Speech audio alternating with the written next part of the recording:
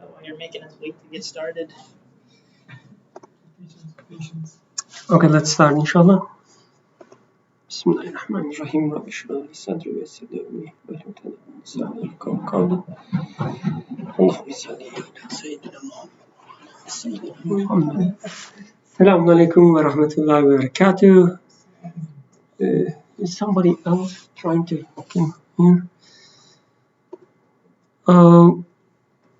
So, inshallah, let me check something just for a second. Okay. Okay, inshallah, we will continue with another story of Moses. Last semester, we studied staff of Moses and how staff of Moses represents a direct access to wisdom, direct access to truth in Quran, and also some other allusions we studied, all using staff of Moses. And as a part of this semester's topic, which I guess we can summarize it as questions on belief or in belief, questions in general. So inshallah, we will study some questions of Moses. As an expert on Moses, our regular presenter Yusuf called me. I came from England, of course, like every expert. So inshallah, let's study some questions that Moses asked along his journey of belief. So the story of Moses in chapter Kahf, it starts with a search for a place where two seas meet. And he believes, the background is not provided in Quran, but for some reason he believes that he will find the guidance that he is looking for where two seas meet. There are some narrations about why this is so, but since they are not part of our discussion, and this background context wouldn't illuminate the topic much in our case, maybe some other cases it would, so I prefer to skip it. But this idea of finding guidance where two seas meet, I guess, at least to me, it's an interesting idea. So he is looking for wisdom, he is looking for guidance, and he thinks, or he's instructed, that he will find guidance where two seas meet. Any ideas, because again, maybe as a reminder that we read Quran in a very specific way. So let's try to explain how we read using the Quranic methodology by negating other way of reading, La ilaha, and then say how we read, illallah. So we do not read Quran as a history book. So for sure, that means whatever we read in Quran, we take it as something related to present. Okay? And we do not read Quran as something revealed to past generations, or something revealed on people who believed years or maybe thousands years before us. Not, of course, denying that it was the case as a historical fact, but the message that we receive in Quran relates to us. Okay, so we do not read it as a message that is revealed to, or message that is for people of past generations. We do not do that. We do not read Quran as a science book, so we do not read passages talking about two seas not meeting to each other and try to find a geographical location on Earth where two seas doesn't or do not meet, or sorry, do meet. We do not do that, but rather we read it as a guidance for laymen like myself, who might be a scientist, who may not be a scientist, doesn't matter, but a message directly directed to myself. We do not read Quran as a book of miracles, meaning not again denying all the miracles that is included in Quran, but we do not read the passages again that talks about two seas meeting each other or not meeting each other. Some other parts, Quran also talks about two seas which do not mix, right? Maybe it is a fact or not, as a miracle is fact or not, but this is not our business in this context. Our business is try to get as much as we can for our regular, ordinary lives. Although following Quranic message, we realize that our so-called ordinary lives, they are already full of miracles. So we try to read Quran as a guidance for our, again, quote-unquote, ordinary lives. So under the light of this explanation, how we read Quran as a book which is speaking to us personally, to myself, to yourself, in this very moment, in this very place, Philadelphia, 2020, February 5th, 5th, okay, and 7:13 p.m. This is when Quran is speaking right now.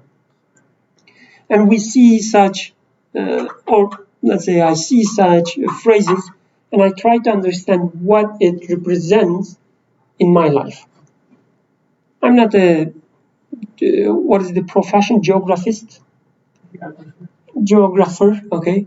I'm not a geographer, I'm not a person who are interested in oceans or seas, specifically interested, let's say.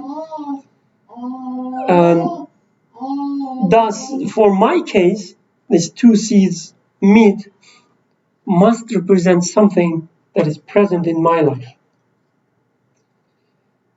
So keeping all these things in mind, so what do you think these two seas represent in your life? Or might be representing in our lives, finding guidance where two seas meet.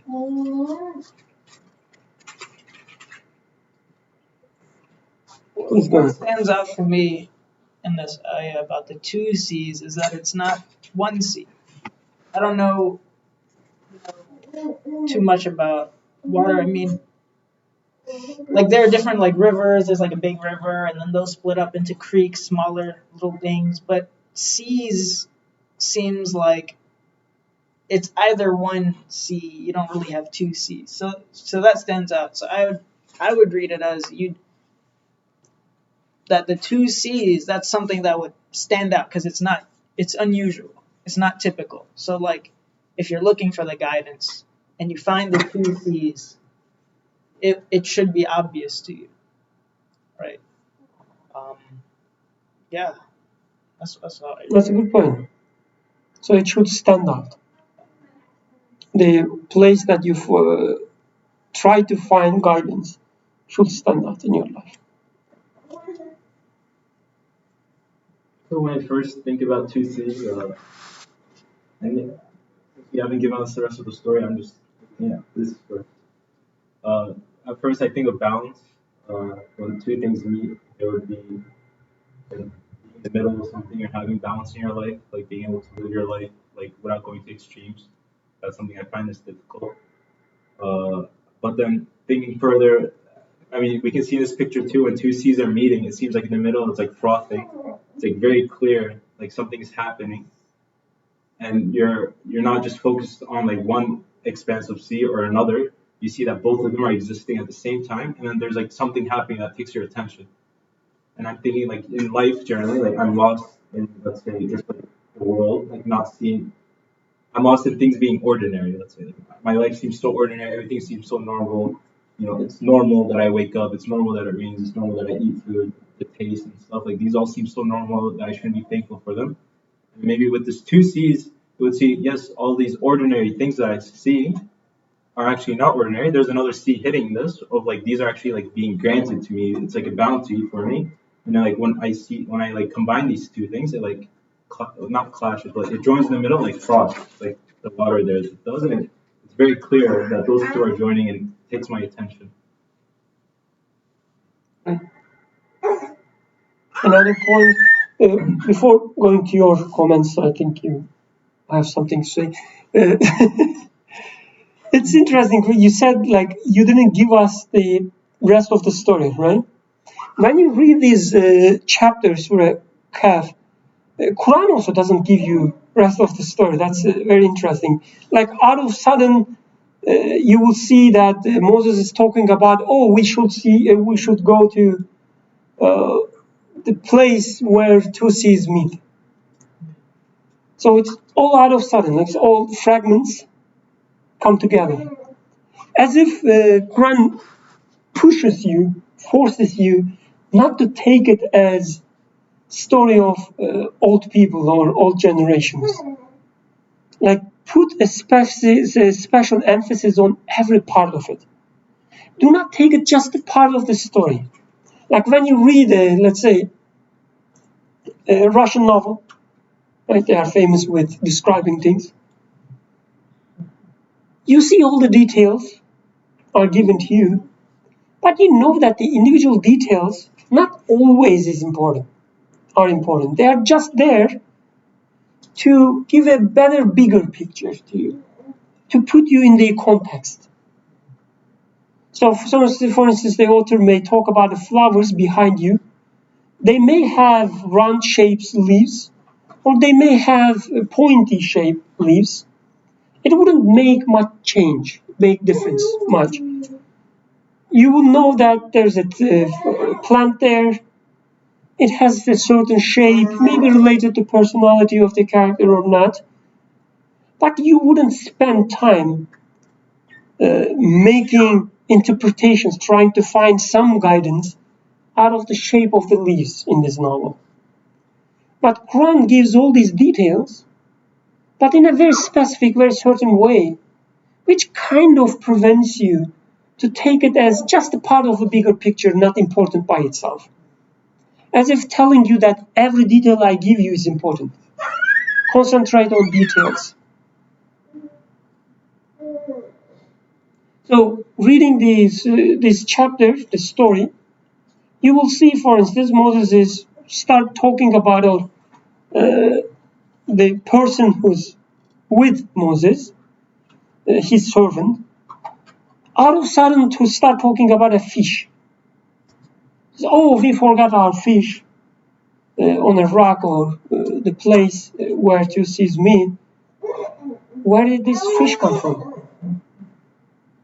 If you look at the narrations, tafsirs, interpretations, you will see all these stories, the different stories, partly from hadith, partly from other sources like Jewish texts and so on, somehow fill the gaps. But reading the Quran itself, you will see that all these parts waiting you to be interpreted, waiting you to be reflected upon so that to be applied in your life. So just as something. You want to say? Okay. What about you, son? Nothing? Okay. Go ahead, To please. revisit the ideas of where the two seas meet. To me, what jumps out about that is that it sounds like conflict, right? If you have two seas is like two opposite sides. If you just have one sea, I'd say, it just flows. There's no conflict. You just flow. If you have two seas, there's a conflict, and I feel like in my own life, I do learn a lot from conflict. Trying to resolve the issues that arise in my life. Something to be learned. Great, alhamdulillah. So I was asking the same question, like, what these two seas that I see in my life.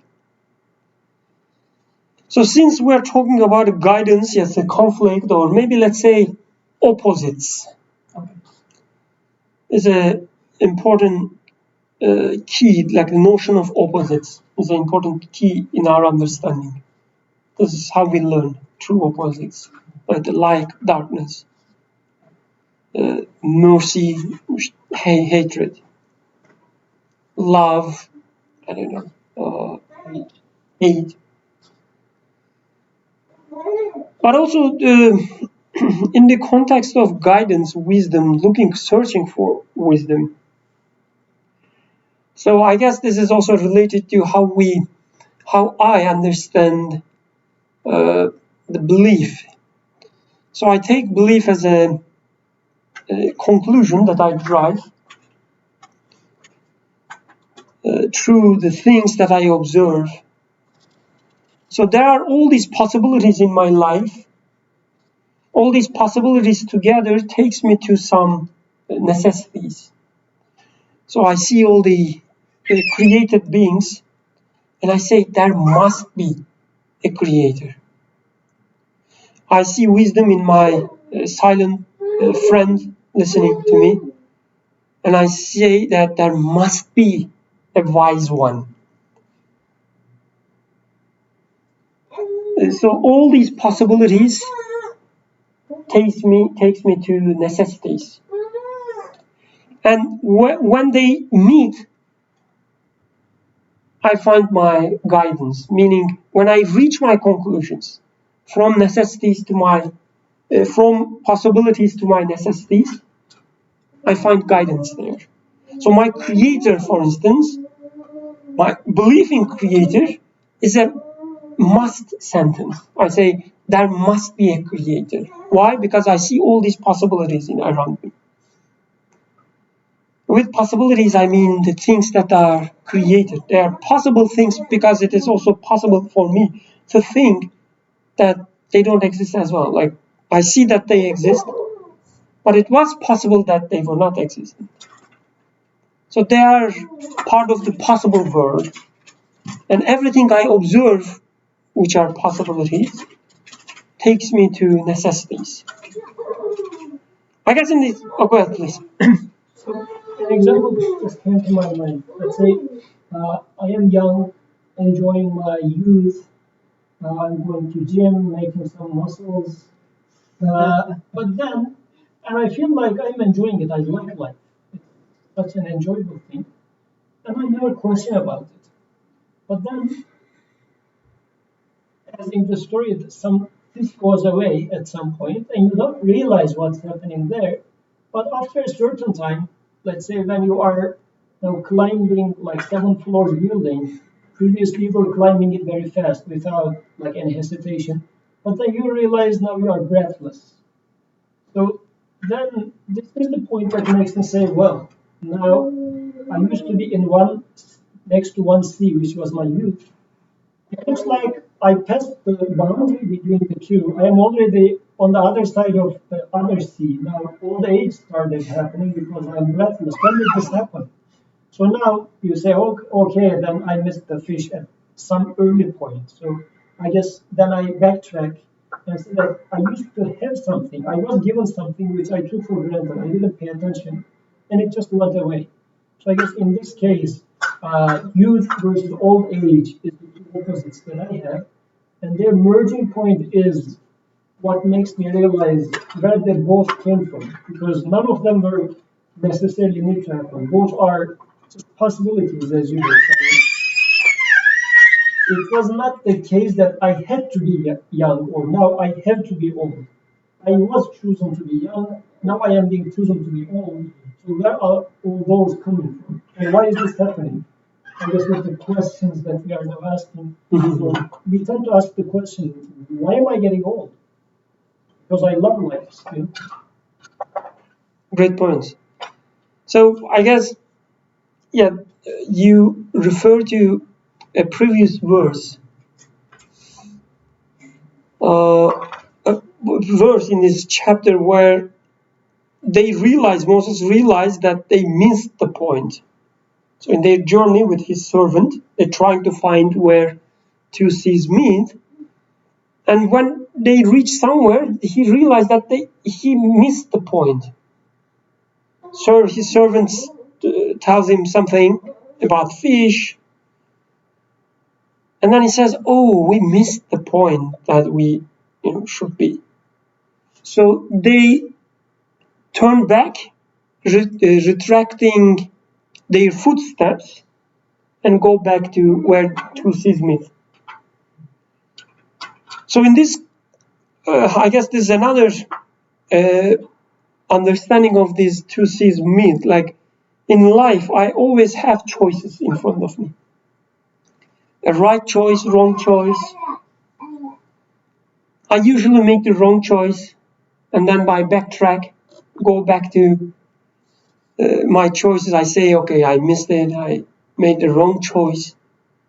I repent. So where these two choices meet, right choice, wrong choice,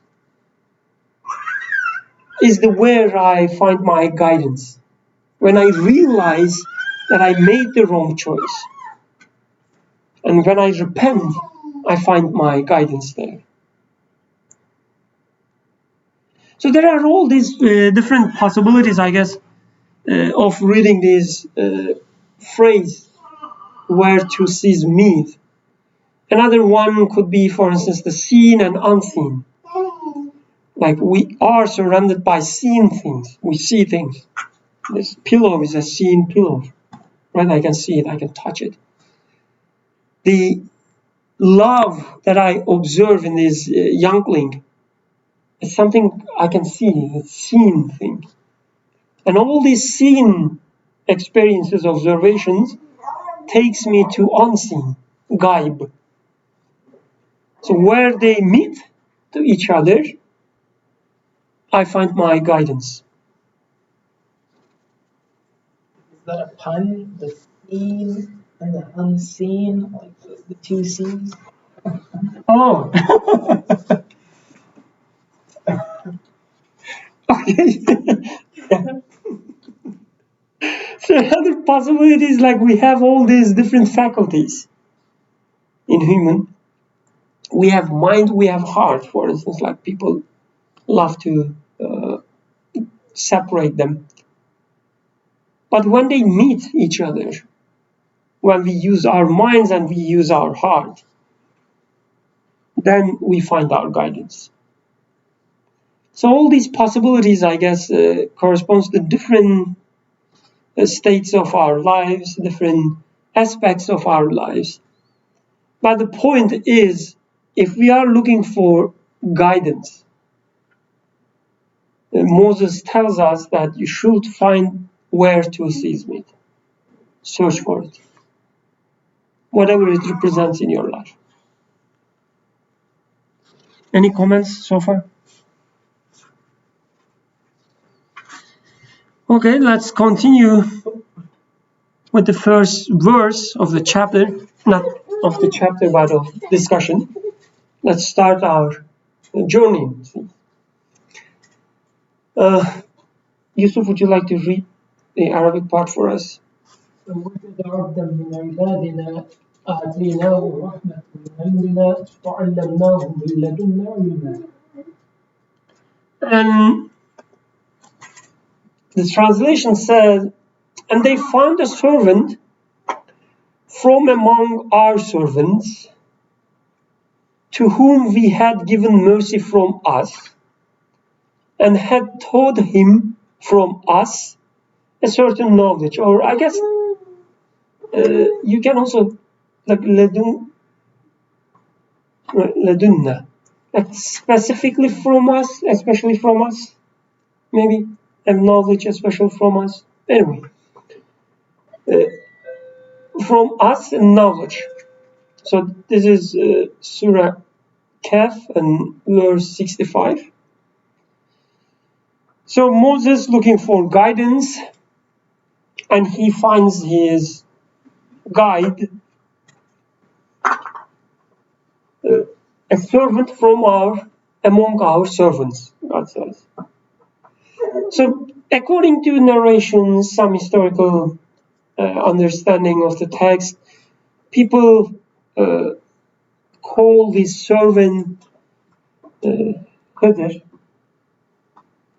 But in Quran there is no reference to Khidr. Again, I'm not denying the possibility of Khidr being real or alive. Like, this is not part of my knowledge, so there's no point of arguing against or for it.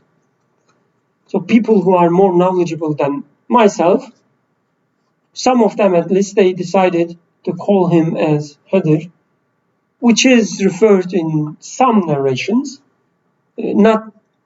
So these narrations are not linked to these verses, but some other context.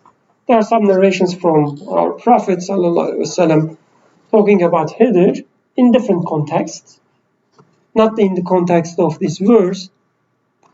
But again, this is not our part of discussion. Okay, so we take it as a servant from our servant, as Quran describes it. So any specific pattern you see there, anything that attracts your attention?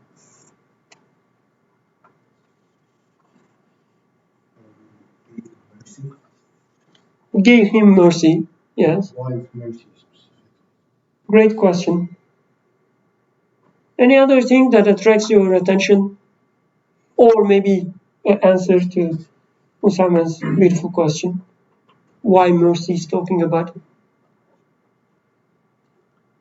I noticed, they're looking for guidance. Mm-hmm. And they found a man. Found a man who was given mercy. And I guess it seems like what follows that mercy is the knowledge. So maybe the knowledge is a form of mercy from God. Okay, great point. And it is, right? Like, when we are in need of knowledge, when we are in need of wisdom, and when we find this wisdom and knowledge, we feel blessed. We feel like under the effect of mercy. We say that, okay, this is a merciful creation. Alhamdulillah, we say. Alhamdulillah for this wisdom that I receive. It's a definitely merciful creation that we receive. It seems like there's a heavy emphasis on our servant, our mercy, and our knowledge. Yes, like every feature of this servant is followed by from us. So he's a servant, not any ordinary servant. He's a servant from among our servants. He's coming from us. To whom we had given mercy from us. So he has mercy, you will see mercy in him manifested. It's not his mercy, it's coming from us. Had taught him from us a certain knowledge. Again, he will give you some knowledge, he will share you some knowledge maybe. It's not from him, it's coming from us. So there's a perfect transparency. As if this man is so, what is the word for, like, doesn't have any color other than transparent? Like, no, I was looking for like a layman terms. But anyway, see-through. Okay, clear. There's a see-through man. Like, when you look at him, you don't see his arrogance. You don't see his pride. You don't see his, the titles. You don't see his money. You don't see his statue. You look at him and you see your Creator sending you something through him, but nothing more. He's a perfect example of being transparent. Transparent with the manifestation of the Creator. So the light of Creator goes through him and reaches you without being tinted or tainted. What is the word? Like Tainted. Yes, tainted from his own colors. It's not distorted. Right? And to me, this is really important because it also, I guess, kind of suggests us that if you are looking for guidance, this is the type of man, this is the type of woman, this is the type of person you should be looking for. This is how your tutor, guide, ustad, sheikh should look like.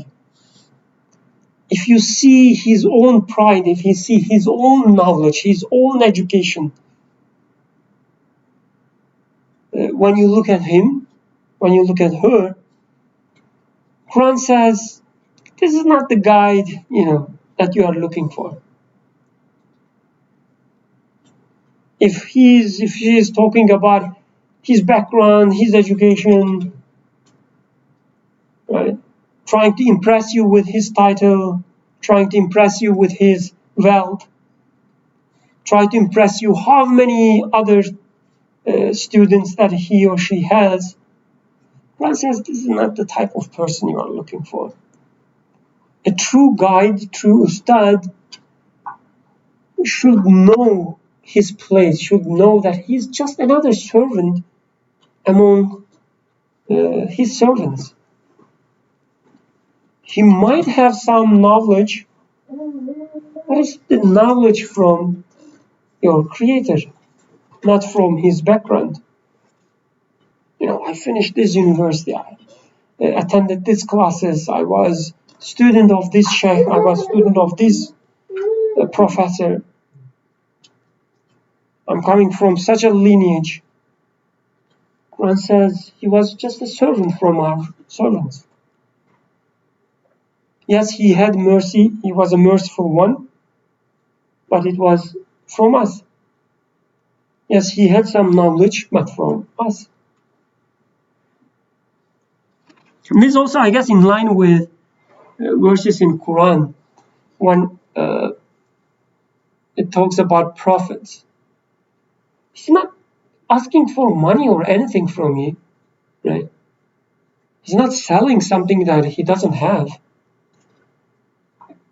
We know that our prophet, for a certain time, at least, certain period, he was in the business of, he was doing business. He was buying and selling things. But when it comes to teaching, he was not asking for money or anything. Because he was a servant from his servants, among his servants, and he was taught knowledge from him. He was just reflecting them freely. What? As for human guides, yes, I agree with what you said. I am still thinking about, let's say, my example about youth, the missing or the truth in old age. And in the case of this, there generally happens that hits you, or that's a milestone in there. Sometimes it's a human, sometimes it's like a traffic accident, something like this. It's not necessarily a human trying to literally teach you something. And what happens is, in such cases,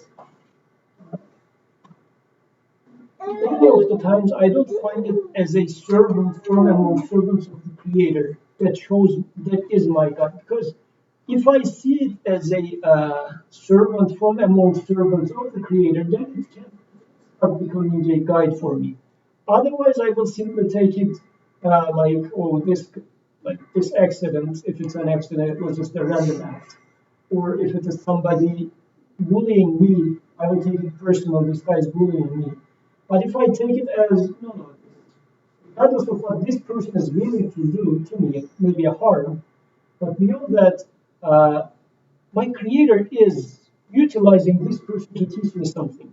So now I am taking the personality of this person out of the equation, but just reading the seed as its guidance for me. And for that, I need to observe the mercy that's being manifest in there. Otherwise, I would say this is the bully.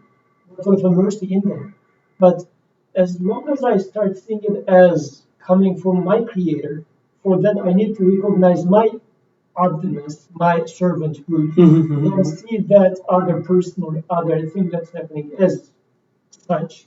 Then I will start seeing mercy, And then I will start seeing wisdom in it, because the knowledge in here is as if, to me, it happens like this guy did this act with his personal greed or personal interest. So no knowledge, it's just very local.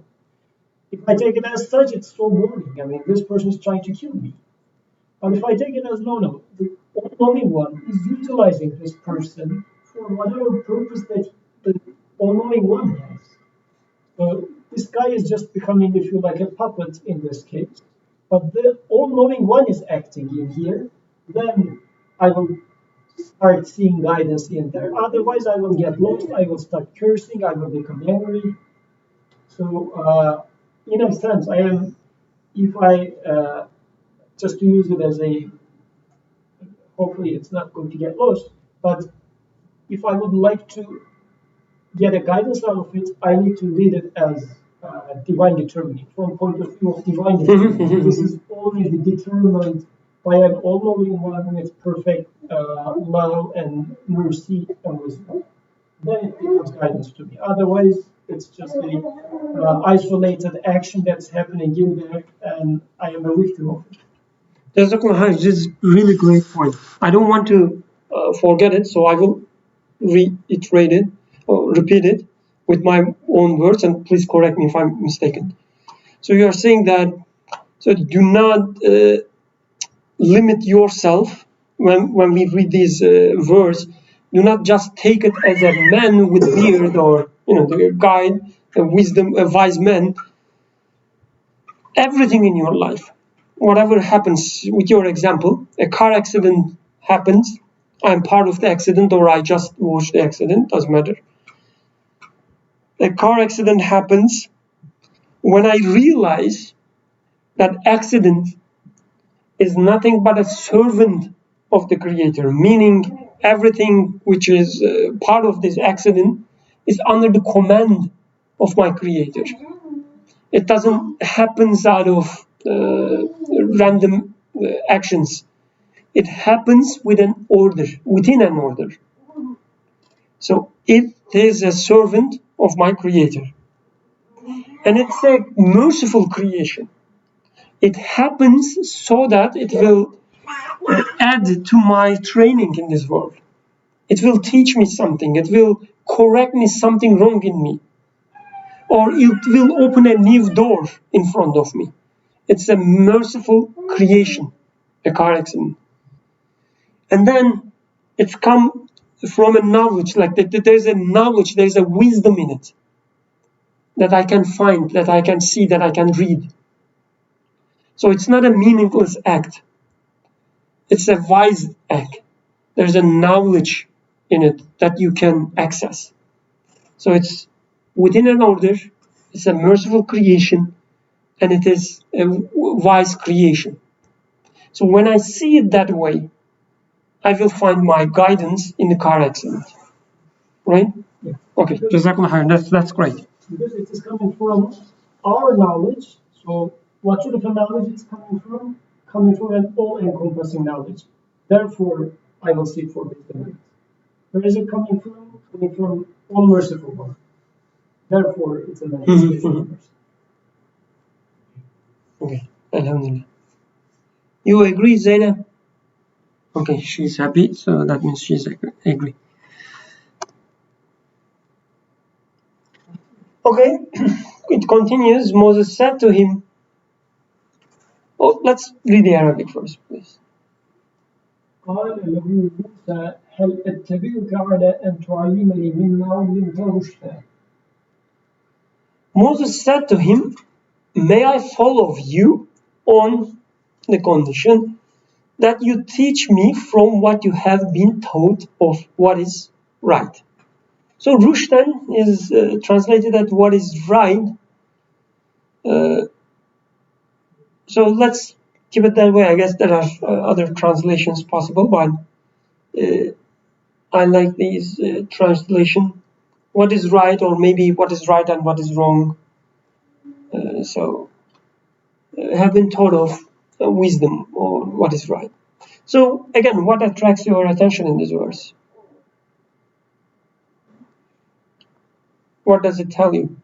I notice the humility that he has in asking the guide, Yes. whether that be a person or an event, that that he's asking it if it can teach him the wisdom that it possesses. Mhm. And he's not entitled, like, oh, this is what it is. Or you have to teach me. It's your obligation or something like Yes, great point, like humility. But at the same time, it's a specific type of humility. It's like humility with dignity. Because he says, on the condition that you teach me, that. like I would submit to you because there's a reason, there's a purpose, Right. right? You are more knowledgeable than myself. I accept that, and I submit to your knowledge. Teach me, Mm. but do not expect me being your slave or servant. And this is usually in. I'm not sure how it happens in US, but probably it has the same thing with different clothes. So in Turkey, for instance, when you submit, quote unquote, or ittiba, whatever, however you want to translate, when you submit to your professor as a research assistant, like it, where you are a student, doctoral PhD student, and you are submit to your professor, then he or she uses you for everything. He's thirsty, you should bring tea. He's carrying something heavy, you should help him. Whatever. So when you think there's nothing wrong, like he's an old guy or maybe old ladies, or you are helping him or her, but this expectation that you should serve her, you should serve him in every aspect. Between 8 a.m. to 5 p.m., whenever the time period you work with him, like you are his slave. Moses also ready to submit, ready to serve, or let's say follow, but with there's humility with dignity. So on the condition that you teach me, but don't expect me to serve you tea when you are thirsty. Okay? That's really.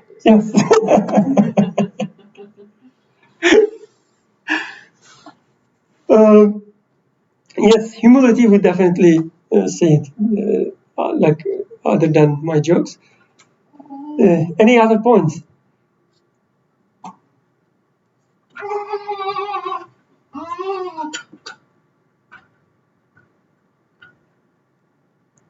So, related to previous verse, we see something is repeated.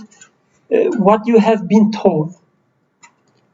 Like, okay, you are more knowledgeable, but at the same time, I know that this knowledge is coming from our Creator. So I see you as a mirror, I see you as a source of this knowledge, but I know that the real source, this source, is our Creator. So I'm not taking anything from you, but my Creator. But also with Yusuf's example, when something happens in my life, when I try to understand it, I say, wait a second, it is a created being, it's a created thing. So it is coming from the all-knowing one. So I will try to interpret, try to understand whatever happens in my life, a car accident, under the light of these facts. So I do not read it, for instance, in the name of speedy driver, a car, speeding car. I will not read it in the name of a crazy person who drives while he's drunk. I will read it in the name of all-knowing Creator.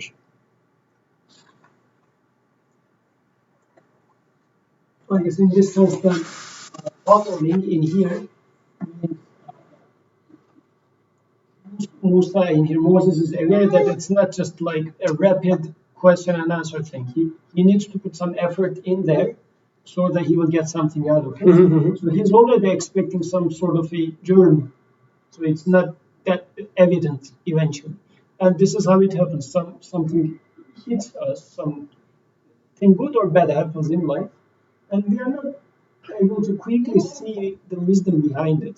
So am I taking the initiative to start the journey from the point of view of what we have been discussing? Like from Qadar perspective, I would like to start try to reading it. I guess maybe following in here might refer to a journey.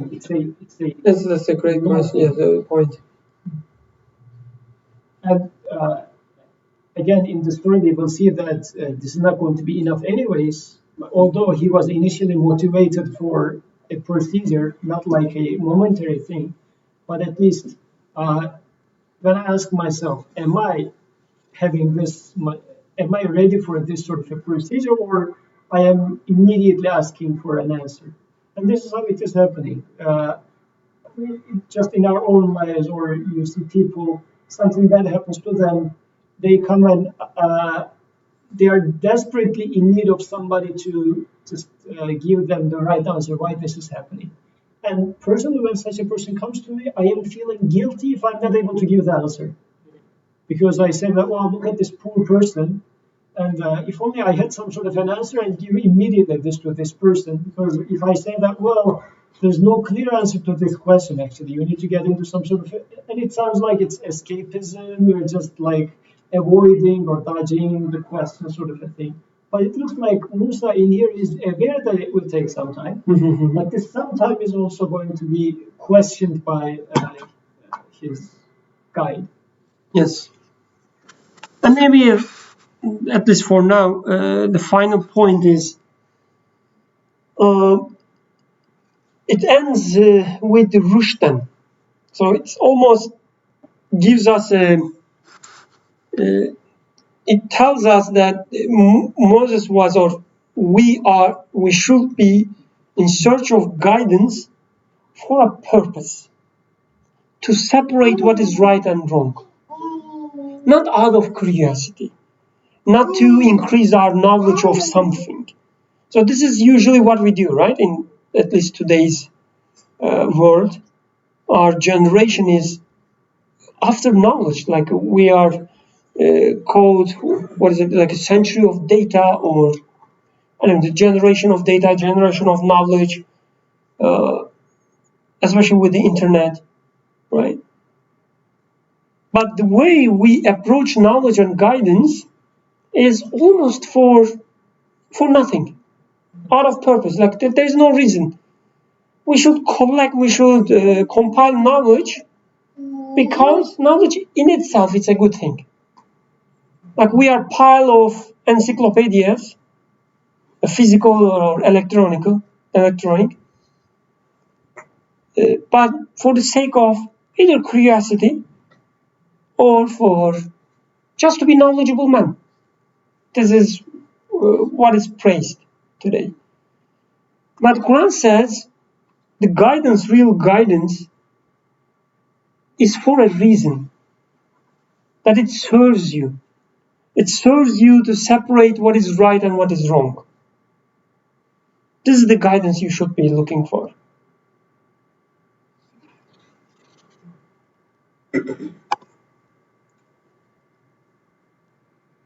And of course, this brings the question of, are you ready to follow or submit a journey of teaching of anyone anything? X will be filled by you, and for what reason? Check yourself and try to answer this question.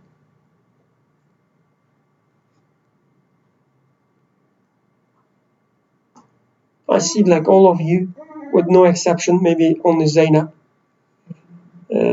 you finished universities, like the college education, and then even higher graduate student education, right? All of you, master degree, PhDs, whatever. Oh no, not yet. Okay, doesn't matter. Like you been part of this education system. For what? What reason?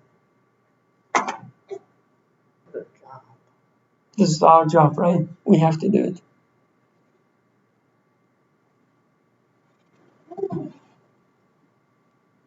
For fame. For fame, his papers. Publish these papers, yeah. And when you think about it, like think about the time that you spend, it's definitely like being a servant, being a slave of these teachings. Your entire life, like I'm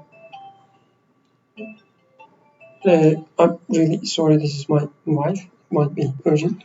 Just a second. Hello.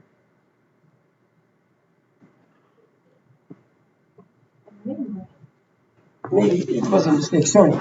We have a newborn at home, so I have to be vigilant about phone calls. I'm really sorry. So, okay, let's continue. So the most interesting parts comes. So Moses is looking for guidance, and he finds his guide where two seas meet, and then the guide tells him. Moses asks him whether he can follow him or not to receive some knowledge, guidance, and the guy answers back, "Behold, you will never be able to have patience with me. For how could you be patient about something that you do not encompass with compass of your experience or with experience or through experience?" Right? So again, same question. Any part that you find interesting? To me, it's a really, really interesting passage. Please go ahead. From what is going on in the story, Musa has already voiced his desire to follow the guide that was sent by his Lord. Mm-hmm. But the guide is saying, "No, you say this, but I know that you're not going to be able to handle it.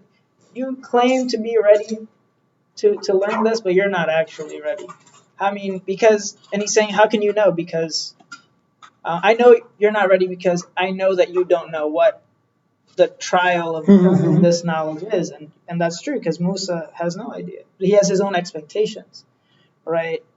In your example, right? Yeah, you don't believe that serving tea to the professor is a part of your learning learning the knowledge or receiving the teaching of being a graduate student, or the process, and that's your own expectation.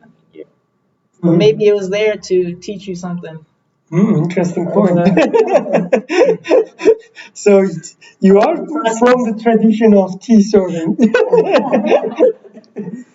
Same as you. Okay. Same as us. You were saying something, please?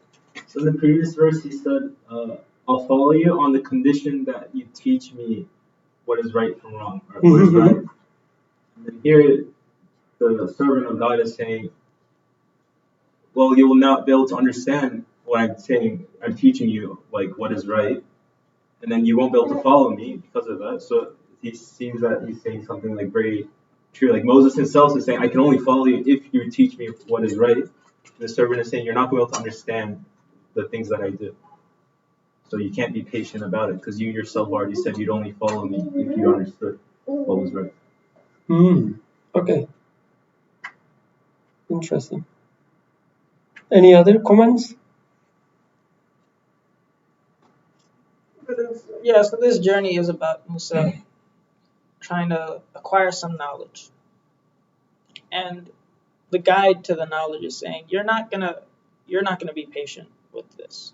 You say you want to join, you want to be a part of the journey, but you're not ready to handle it.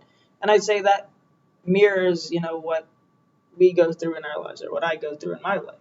That there's things that I go through when I'm on the journey, learning these valuable lessons, in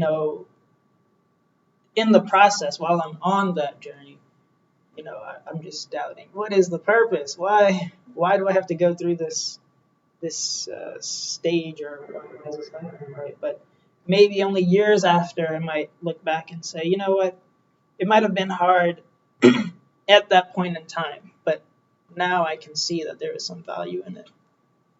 I think that's,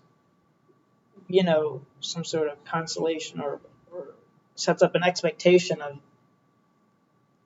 what to expect when we are in our journey in our lives, and we, things happen, or we're seeking guidance, or things that happen that we don't agree with, and they're all to teach us something that makes it valuable or something like that.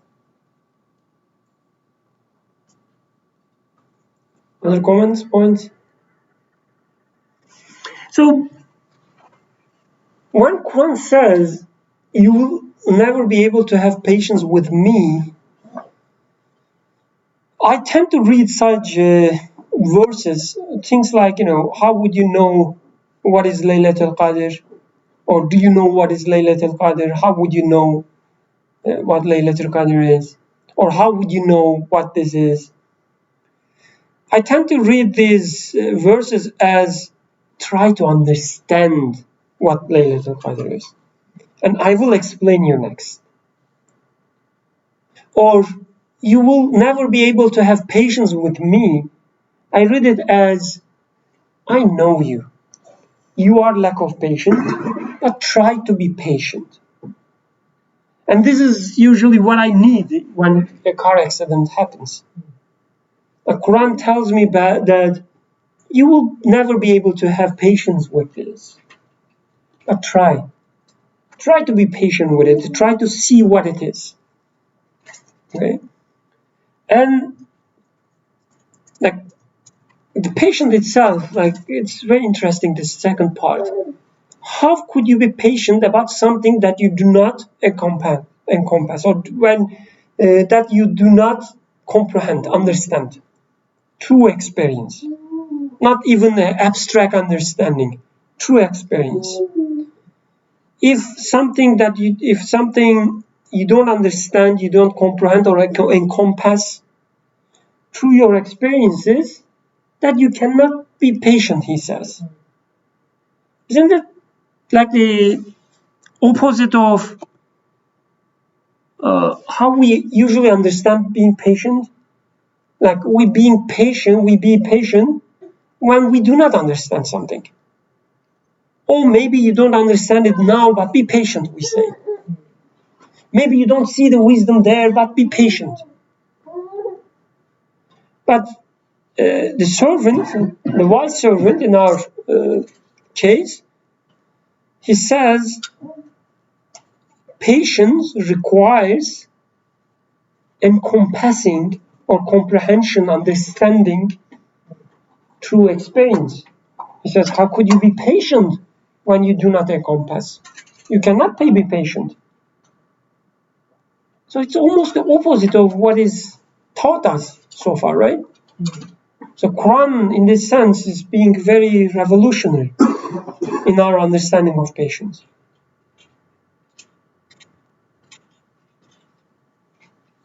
Yeah, please. You say that although Musa is willing to understand wisdom behind things, impatience is also there. So the two doesn't go together. I would like to get an answer, but I would like to get the answer immediately. I would like to, and then wise man says, the way you understand about meaning in things is if you can encapsulate it. But you cannot encapsulate it immediately. So this is the part that you need to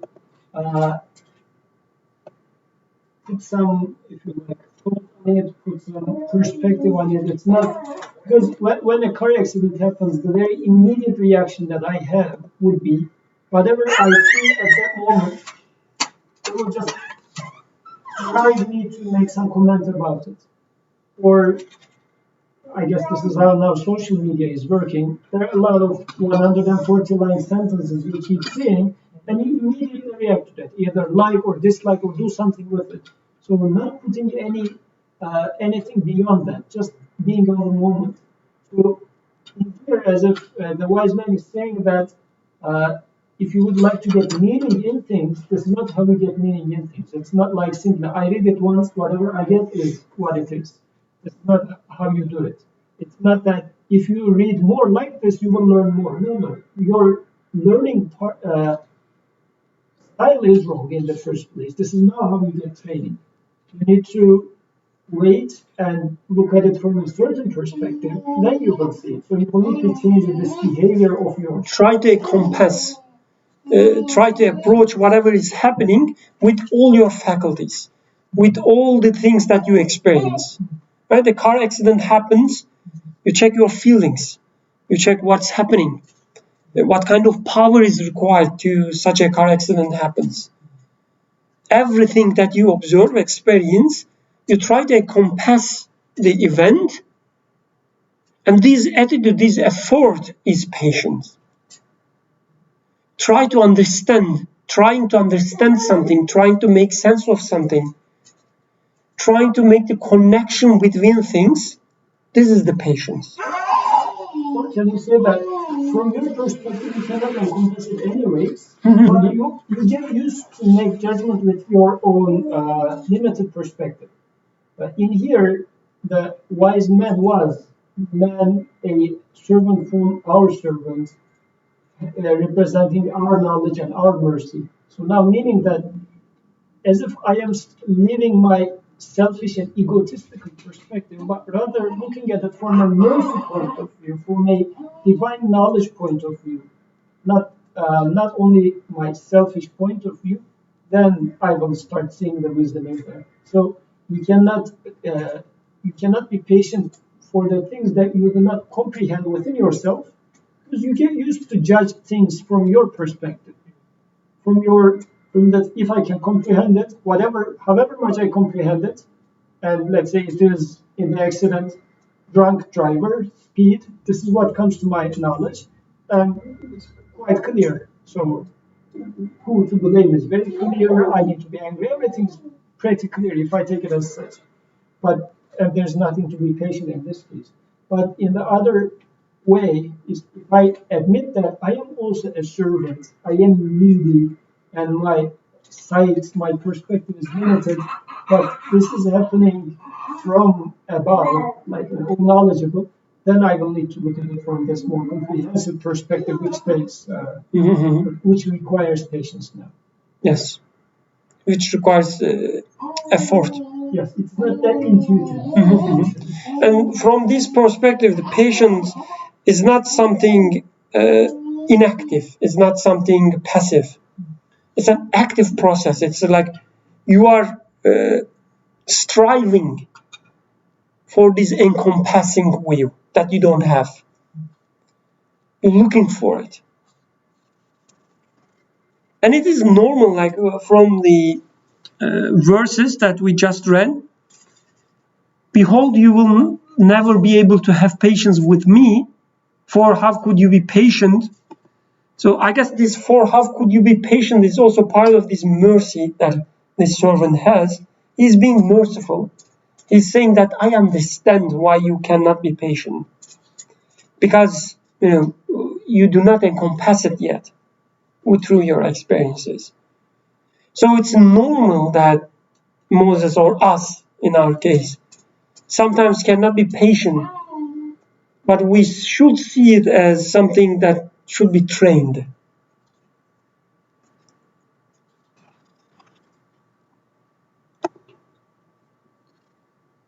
And replied, you will find me patient if God so wills, and I shall not disobey you in anything or in your affairs. Amen. So I'm going very quicker because we're almost out of time, I guess. So there's something interesting here. You will find me patient, that he's definitely using his own free will, that we should use our free will. Like, you will find me patient, I'm making my decision, right? A servant comes with a suggestion, and I'm accepting it. You will find me patient. If this is the condition, you will find me patient. But if God so wills, at the same time being aware of your limitations, being aware of that everything, including your actions, are being created. And I shall not disobey you in anything. Any comments about this part?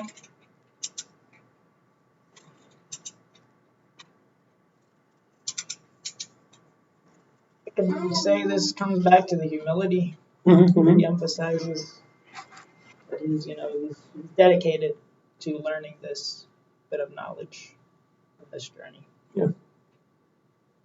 And going back to our previous highlight, the emphasis on from min in previous verse, when the verse talking about the servant, serving among from our servants, knowledge from us, mercy from us. So Emren affairs also, when we consider this transparency, so it may also refer to everything that we see in creation, because everything in creation is a amr or order, command, affair of the Creator. So in such, Moses is telling us that I shall not disobey anything that I see in creation. I will try to make sense of them. I will try to understand them. A car accident happens. This is an amr of my Creator. This is a affair of my Creator. So I will not disobey it. I will not just say, "Oh, this is something out of random. This is meaningless.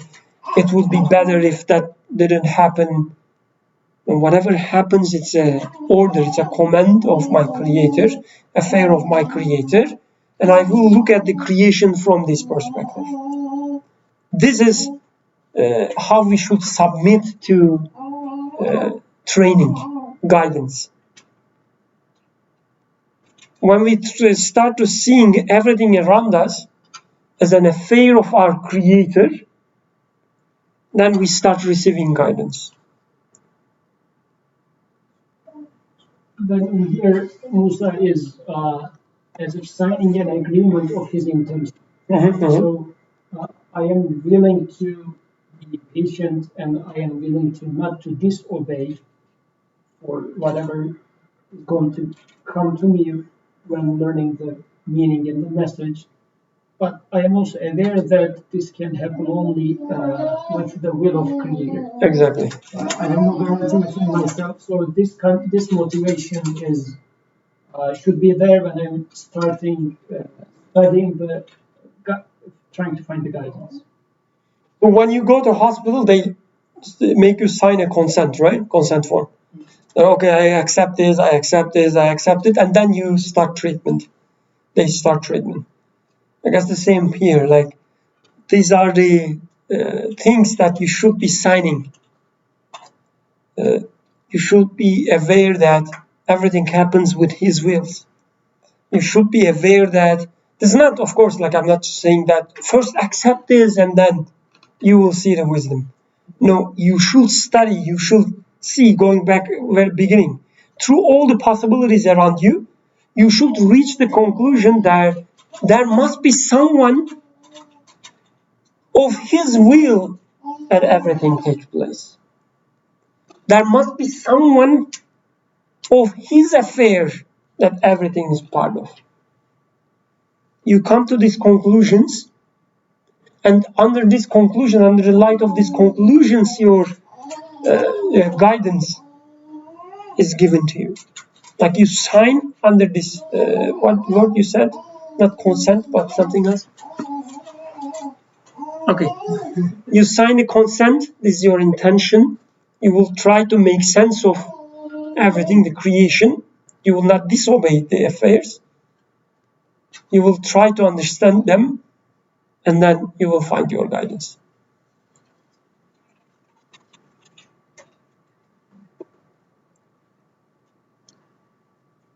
And then, last part for today.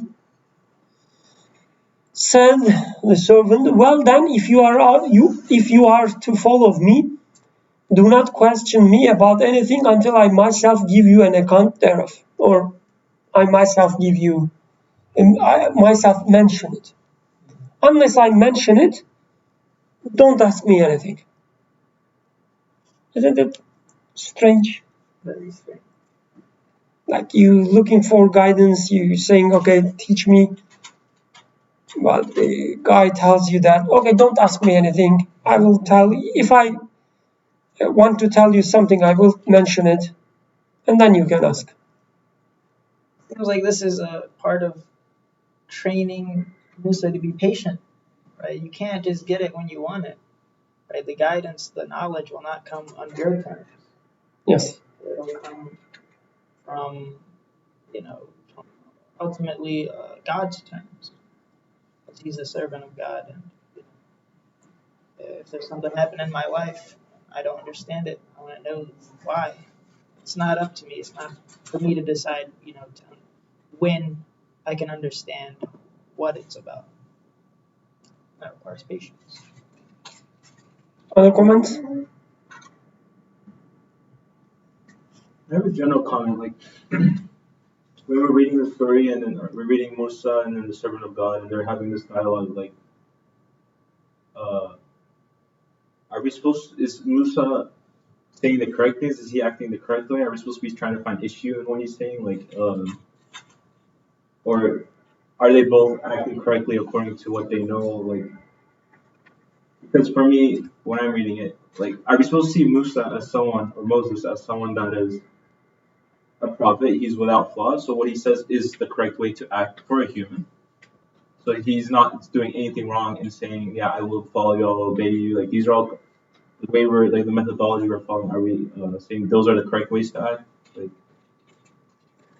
Correct way, wrong way, I'm not sure. But the way I try to see, like, maybe just for the sake of speed, I also use the names like Moses, the servant. I also use pronouns like he, she, whatever. But I guess the right way, we should always keep this in mind, the right way to read it is Moses is me, the servant is me, my different parts, in different occasions. right, if I say it's me, then usually I think there's a flaw in that. Like, I should have done something differently, let's say. So I question how Moses replied to that man, or I question the things he asked. Like in the last verse, we were saying, "I will submit," or "I will obey what you're saying." And I'm thinking maybe this is a wrong thing to say. And then I see this verse, like he says, "Well then, if you are to follow me, do not question me about anything." It seems almost like reluctantly you can follow me, like almost as if what Moses said is not truly the best thing. Like I'm questioning how Moses approached it, or I approach it, let's say. And then it seems like the servant of God is reluctant about how Moses is approaching it as well. So like it sees the way Moses is approaching is not correct. Like that's like the feeling I'm getting. So I prefer to read such a verse, for instance, well then if you are to follow me, do not question me about anything. I read it as, Birkan, I know that you have many questions. I know that you have many questions. Don't ask questions, don't question me, to me means that you will question whatever happens there. But a verse tells me that do not use these questions to hinder your training. You will have questions, but wait for the right time. Wait for the right way to use them. So just because something or some verse tells me or somebody tells me that don't ask questions, I cannot help myself, like the question will be there. A car accident will happen and the question or objection, whatever you say, will be there, like a triggering something in my mind. Saying, what is the point in this? What is the wisdom in this?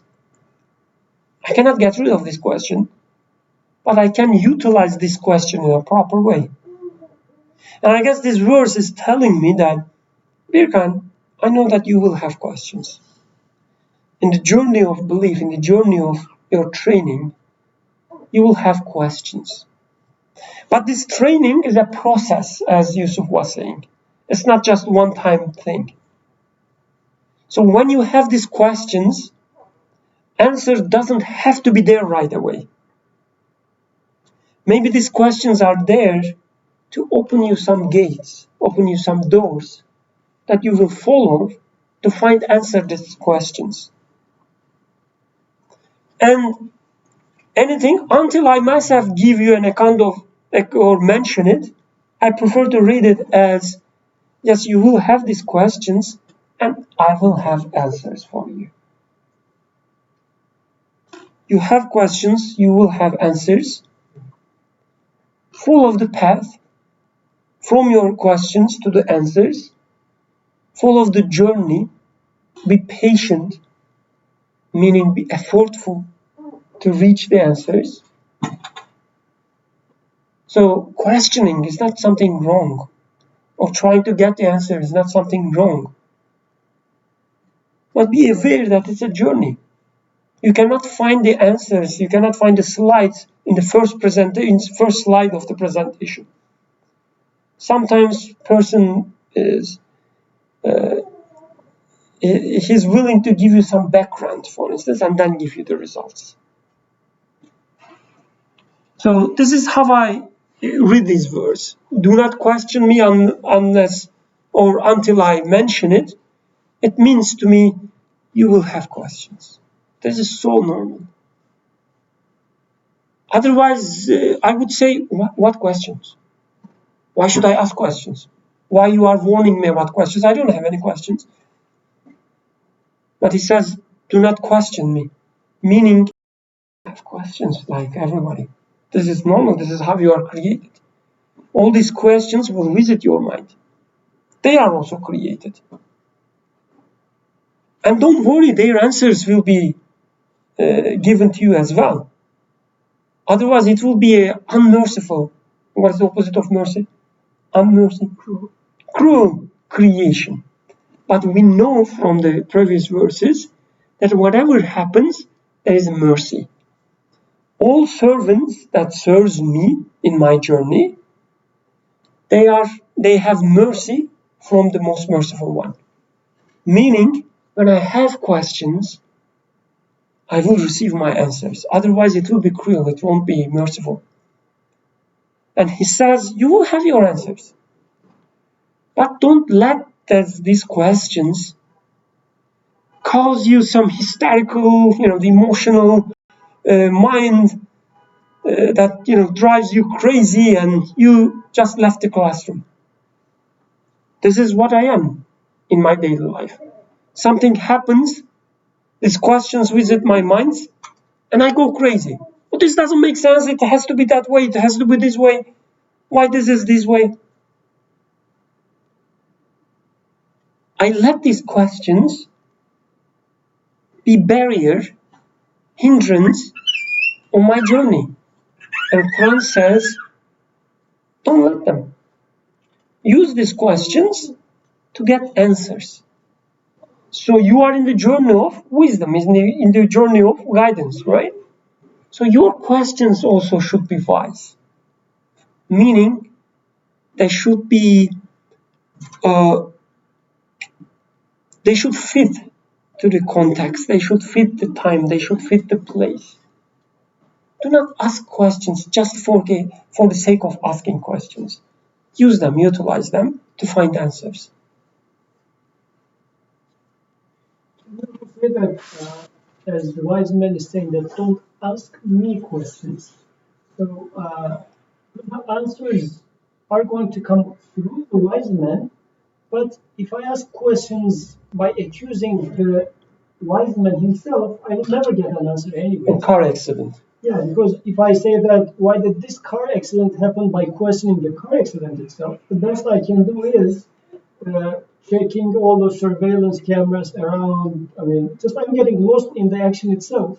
And the action itself will not tell me much. At most, it will say that, yeah, the guy was drunk or the car was broken, whatever, something like this. It's not going to give me the answer. Because on the surface, the thing seems to be like quite broken, but the answer that it will give me is not going to be satisfactory to me anyways. So yes, through this traffic accident, I am going to be given some knowledge, but it's not going to be from the accident itself. Okay, great. And in here, if I ask the question to the wise man himself, expecting an answer from the man himself, he says, I'm not going to be the source of knowledge. I am given knowledge. And actually, in the previous verse, Musa was aware of that. He was saying that from the knowledge that is given to you, teach me. But in here, he says that it's not going to be from me, but as something reveals through me, wait until then. I can only mention the answer, right? Like I can only put you in a direction to reach. Great point. So, okay, that was the last part, last slide. And inshallah, next week, we will continue with the part 2 of the journey.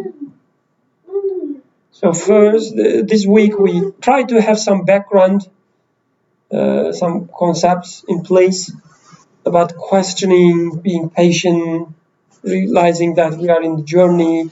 It's not a momentary thing.